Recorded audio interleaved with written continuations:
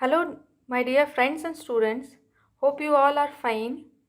Today I am delivering this lecture where this video will be beneficial for the beginner students who have appeared their boards and are going to have chemistry as their major subject. This video will give you information about the early beginning or early era of chemistry when people used to do chemistry without their consciousness. Chemistry has been in every civilization from the very ancient to the current era. You may think that what is the origin of chemistry? How we have started to learn chemistry? It has began from early man age, like from the origination of fire. Fire is the origin of chemistry. It has helped the early man from eating raw food to cooked food, which is easier not only to digest but which was tastier also.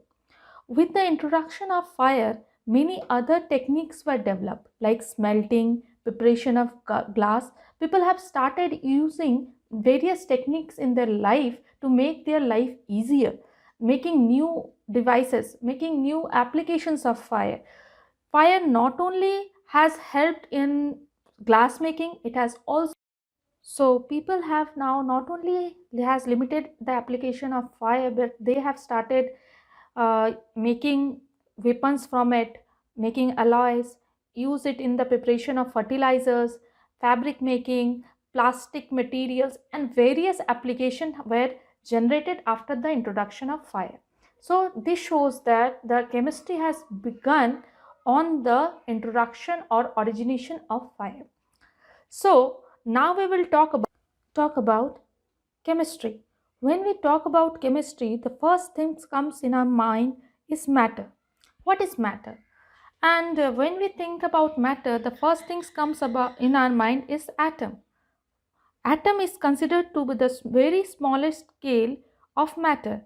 And when we talk about periodic table comprises of the elements in the atomic form, though they doesn't exist in the atomic form, but still it is in a tabular form to remember the elements. When we see the periodic table, they have similar properties down the group as well as similar properties along the period.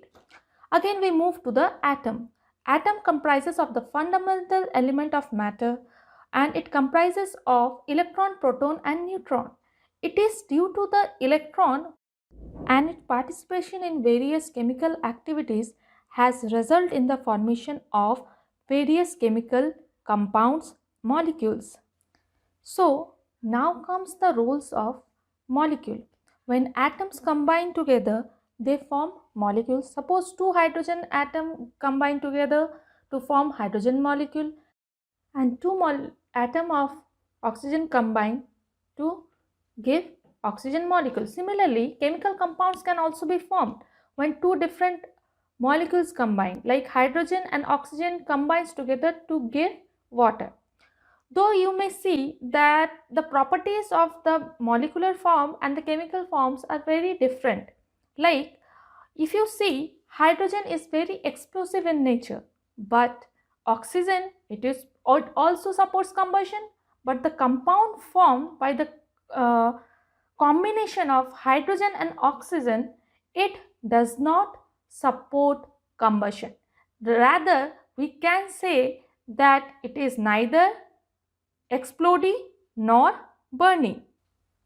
This shows that though the compounds are made from the different elements, but they can have different properties from the elements from which they are made. This is an example of chemical compound. Now we will see that compounds are not necessarily that they will have or made up of single molecule. They can be of crystal also. There are some materials as well as metal salts which are in the crystal form. That means they have a specific arrangement. They have unique arrangement in their formation. So when, for example, if you see rock salt, it is in the crystal form. When you will get a rock salt, it is in the crystal form. That means they have a repeated arrangement. Even like compounds can be in the form of mixture also. For example, air Air is a mixture of gases, right?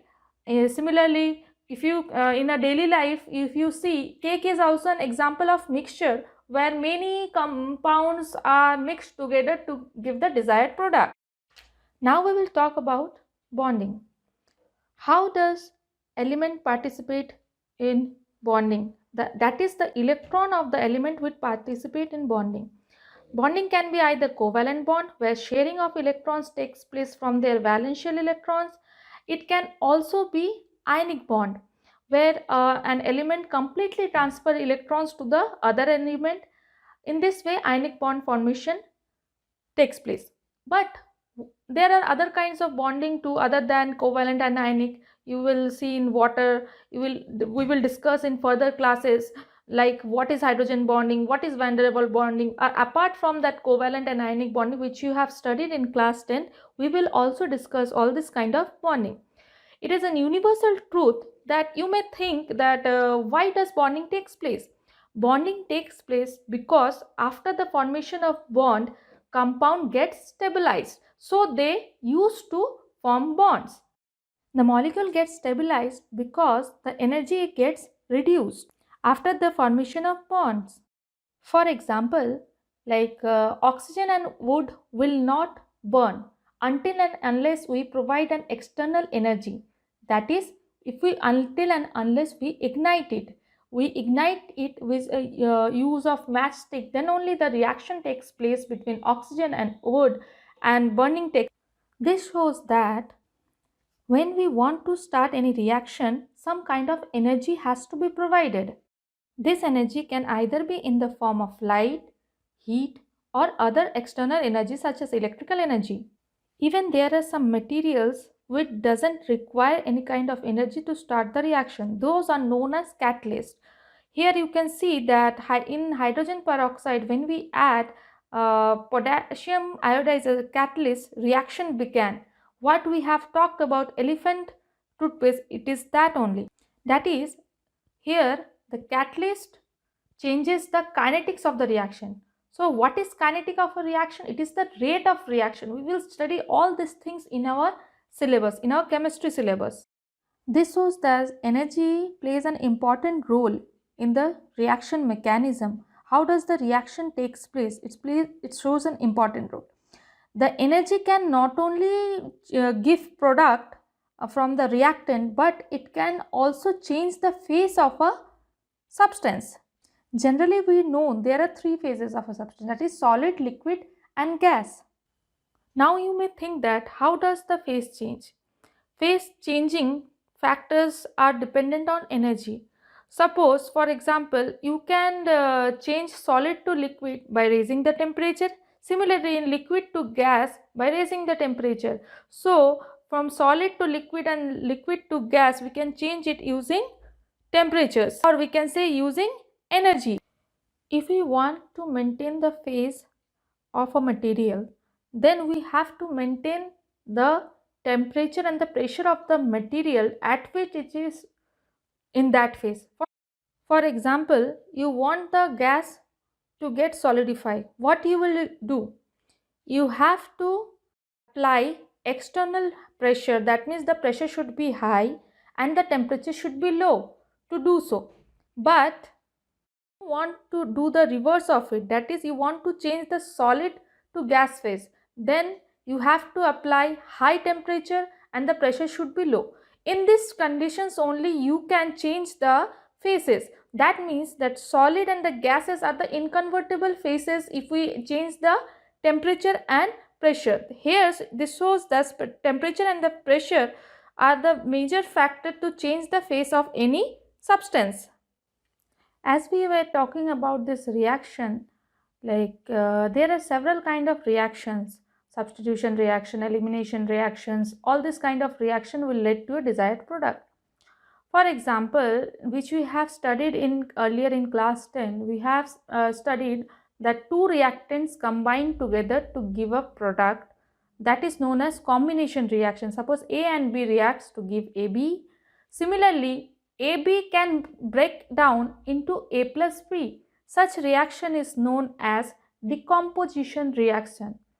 And another type of reaction a single replacement, which you have studied as displacement reaction, where a molecule has A and B element which reacts with C and the product takes place as AC and B comes out of AB. Such reaction is known as displacement or replacement reaction. Same reaction we can observe in double displacement reactions. When a reaction takes place, it always follows one of the rule, that is conservation of mass and energy. That means mass can neither be created nor be destroyed, but it can change its form from one state to another. It can be either in the form of gas, liquid or solid. Now, as I have discussed the kinetics, what is kinetics? The rate of reaction, which we will study later. Rate, that means how the concentration changes within a given time. For example, when you shake a cold drink bottle, the gas comes out, that is carbon dioxide. Earlier that carbon dioxide is in the liquid state. When we shake the bottle, we provide certain kind of energy and that energy changes the liquid carbon dioxide to gaseous form. Apart from this kind of reaction, there is other reaction too, that is redox reaction. Earlier you have studied that redox reaction is like reduction and oxidation taking place simultaneously. But it can also be understood by the concept of electron gaining and electron losing. Losing of electron is known as oxidation, whereas gaining of electron known as reduction. When NaCl formation takes place, sodium donates its electron to chlorine atom and sodium gets positively charged while Cl gets negatively charged. Being Cl a negatively charged atom, it behaves as a good reducing agent because it itself can get oxidized by losing electron. Similarly, sodium becomes a good oxidizing agent because it itself can get reduced because it has already lost its electron by giving it to Cl. Let's move to the acid-base chemistry. When we talk about acid, base and neutral, we usually think about the pH scale. When the pH scale is below 7, we consider it to be acid. When the pH is above 7, we consider it to be base. Actually, what is acid? Acid are substances. When we dissolve such substances in water, it dissociates into H plus ions. It gives H plus ions, whereas in case of base, it gives OH minus ion, which are considered to be hydroxides ion. So, if you ask me the examples of acids like hydrochloric acid, sulfuric acid, citric acid, they have pH below 7. Whereas the substances which has above pH 7, they are magnesium hydroxide, sodium hydroxide, soap. Common example is soap. Now we will talk about like reversible reactions. What a reversible reaction?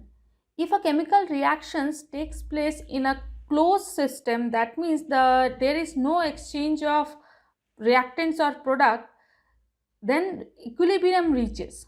What is equilibrium? At equilibrium, the concentration of reactants and the product do not change, but the forward and the reverse reaction have not stopped. They are still going on and at the same rate as each other. For example, imagine walking the wrong way on an accelerator at the same speed as the accelerator but in the opposite direction. Your legs are still walking forward and the accelerator continues backwards. However, the net result is that you stay in exactly the same place. This is an example of equilibria. We can also see this, like for example in a chemical, in this video you can see that the color changes after a certain interval of time of a solution. If possible, I will show it to you as a demo where a chemical solution I will take in a conical flask and the solution changes its color after certain period of time and it comes back to its original color and giving the again changing color, it will go to and fro. So even like such things also happen in phases also, like solid, liquid and gas, it also reaches some kind of equilibria which we will discuss in our further classes. In class 11, and 12 you will cover all these things, and these are the basics and the building block of, or you can say the foundation of chemistry subject. So in my view, you have to study thoroughly and in a deep study to gain all kind of information which is possible to gather during this course.